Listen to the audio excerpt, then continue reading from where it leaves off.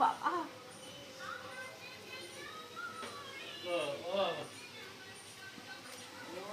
ভূতনি আবার রান্না করছে। আজকে দিদি বাড়ি ষষ্ঠীতে এসেছি, এসে রান্না বান্না হচ্ছে, চিকেন রান্না হচ্ছে। চিকেনটা দেখা, দেখো চিকেন, এখানে আলু ভাজা হচ্ছে, এদিকে মাছ দেখা আলু ভাজা হয়েছে, মাছের মাথা দিয়ে ডাল হয়েছে, মাছ হয়েছে, এই যে তারপরে পটল চিংড়ি হয়েছে, এই যে